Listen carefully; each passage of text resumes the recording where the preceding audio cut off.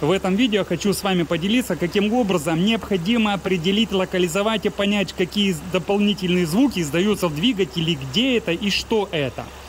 Поэтому для определения мы всегда используем обычный стетоскоп. Приобретайте в медтехнике, убирайте вот эти докторские примочки и вместо нее устанавливается обычную трубочку вот такой длины, там где-то порядка 40-50 сантиметров.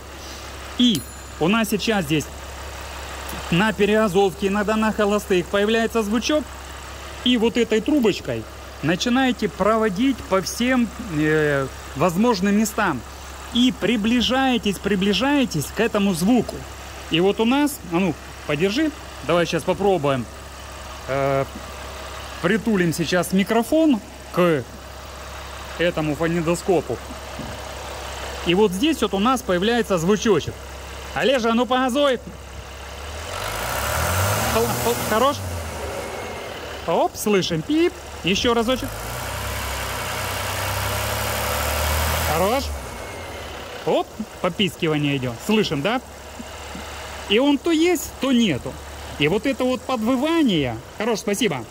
Вот это вот подвывание, которое уходит, приходит, оно не связано именно с ремнем самого генератора, оно связано с фиброй на помпе. И вот эта фиброчка то пищит, то не пищит. Но учитывая то, что автомобиль свеженький, антифриз чистенький, скорее всего это какая-то недоработка конструкторская, лезть в эту помпу что-либо менять нету смысла. Этот писк периодически проявляется уже на протяжении 10 тысяч километров, как владелец автомобиля использует. Но, тем не менее, мы знаем, что у нас подвывает помпа. То есть, и держим ее на чеку. Но никаких лишних телодвижений не делаем. Вот, все, как говорится, в жизни самое простое, самое надежное. Это вот такой вот стетоскопик.